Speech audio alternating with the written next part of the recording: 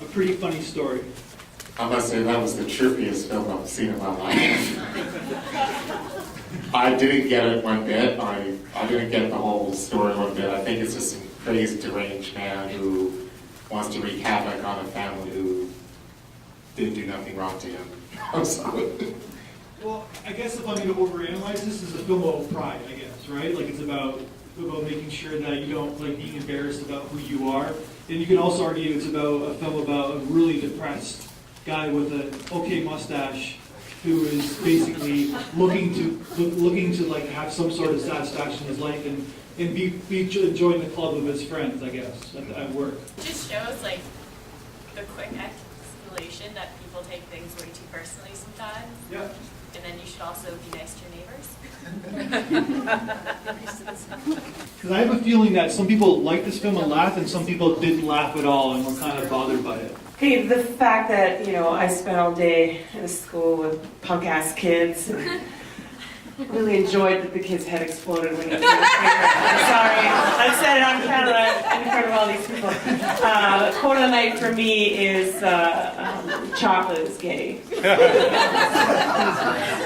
So I'm assuming you're a school teacher then. All right. So that's the thing. It's dark comedy, I guess, right? But I guess it's called A Pretty Funny Story. But I don't think that it was funny for everybody. But that's what makes the film interesting, I guess. Yeah, well, just to echo what you're saying about it not being very funny, I did find it funny. There were a lot of good moments, but I felt like the build up to the kid's head exploding went on a little too long. Like I felt like I was waiting for something to happen, as and there were cute little things like the kid smacking his dad in the butt.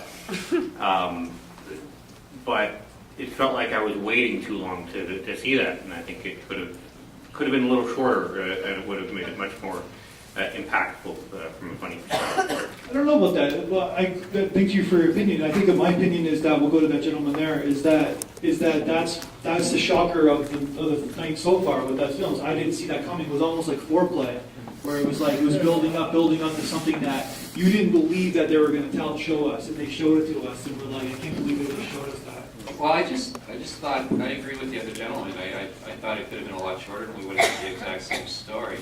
But what this film did have is a lot of potential that was just kind of left untapped. There was a lot of storylines that didn't go anywhere that I would have liked to have seen them go somewhere. The dinner table conversation, the kid having the night of his life watching late night Uni and drinking soda pop, and maybe he could have, that could have been his big team up with the neighbor that his parents finally lighten up. No, that didn't happen.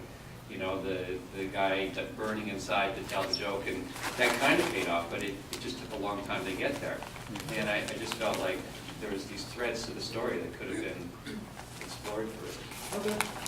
Does anybody love this film? Really love this film? No, not a great passion, but I would think it was interesting how when we say dark comedy, it was textured in a way, or delineated. We had a lot of little comedy all the way along, just for the really one big theme of tragedy. The father basically loses he never really had anything. He was quite a character in the doldrums, basically, through the whole picture, and that certainly wasn't resolved by his kid's death and his co-workers, not even being able to use not use his kid's death, but everything. The main character was just in the doldrums the whole film.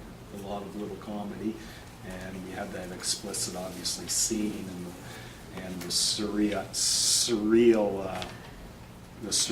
reality of a neighbor planning a bomb and family members had and then detonating. Okay. I just found really textured, really. Yeah, there was layers to it, and it kept A lot of going. little light comedy, but then. So did anybody really love this film? Really loved it? Somebody raise your hand if you really love this film. So probably about 5 or 6 people, 7, 8. All right, raise your hand if you really did not like this film. Okay, so you got 15, 20. That's what I kind of thought. So it's almost even, and everybody else is kind of in between. Okay, so I apologize to people who are offended. I thank you very much to the people who loved it. It's one of those films that had to be programmed because it's got that kind of polarizing kind of reaction to it. And it's a kind of like this gentleman described it kind of the best. It's kind of a well done film from a non-emotional standpoint. It's good filmmaking, but I guess it's not for everybody. It's well performed, it's well directed, it's well paced, it's got a certain charm to its art direction, but it's not for everybody. I think that's the best storyline so far. It could use a bit of editing there, but it's real life. So, Believe it or not, it is real life. Like, it really is. But, yeah. yes. So I think, and the acting is good. See, that's why it, there is such opinion here. The acting was realistic, and his workmates at the end really showed, their contempt. So I think it was a good film. I thought like the first parts of the movie was great, putting piece together to prepare people to go to that level, what's going to happen. For me, the second part, I didn't get that.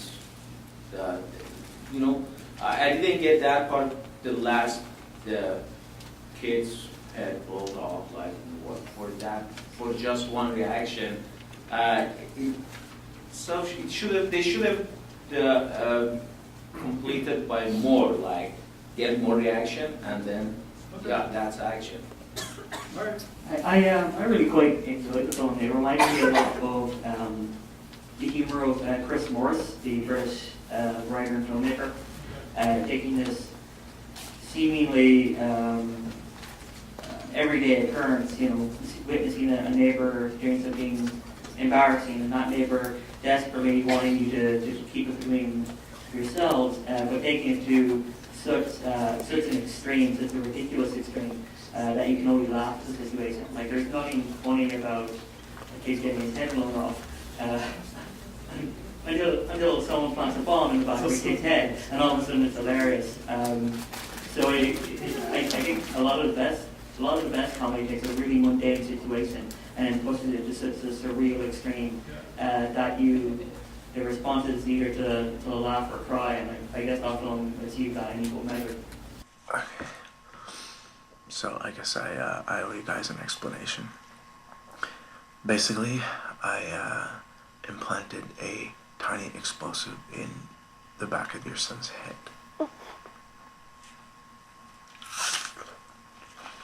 Oh, I also took an apple. There's no need to worry. It's safe. I just need to make sure that you don't tell anyone about my funny dancing in the window. Oh, I also implanted microphones in your ears so I can monitor your actions. They're really high tech. I'm really sorry about this. I don't know if someone else said this before, but I always believe that everything's funny. It's all about the lens that you use. It's all about how much perspective you have and how much time you have and how close you are, how far away. But generally, everything's pretty funny. Go ahead, sir. I have nothing against dark comedy. I think the film was fine. I think the lack of consensus of everybody is not because of the story. It was full of very magic moments and touching moments, like Touch Brown was a nice little game. It doesn't explain things, we understand because it's all in this sort of ritual or the mythic life of these losers. But basically, it's life. Like, it's fun. I think the problem is because the whole premise is based on something ridiculous, like the dance on the window. It's not enough for us to believe somebody would go ahead with such Machiavellic plans. So it's just like the fickleness of the thing itself is a lack of strength for us to believe in the story. That's all. The rest is all fine. Thank you very much for that comment. But at the same time, you know what? I believe it. I believe that someone would go to that extreme. But that's just me. Like, it's a crazy world out there, right? Are you American? Canadians too, right? I just enjoy I just enjoyed the fact that it was really a story about the dad, and the dad wanting to have a presence at work and to be one of the guys, and to be the guy.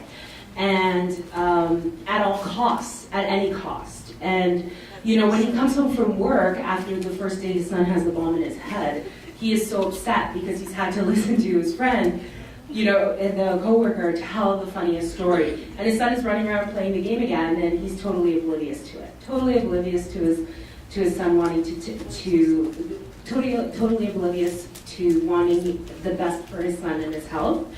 You know, when he walks up the door, he challenges the neighbor still. And, you know, all of those pieces, it's really a story of that dad. At the end, we've been disrupted and have seen the son's head blow off. And then we see it floating around on his computer, and the realization the character comes to is, ooh, I can finally tell the story, right? Like, so I just appreciate that arc. And that's what makes it a lovely film for me.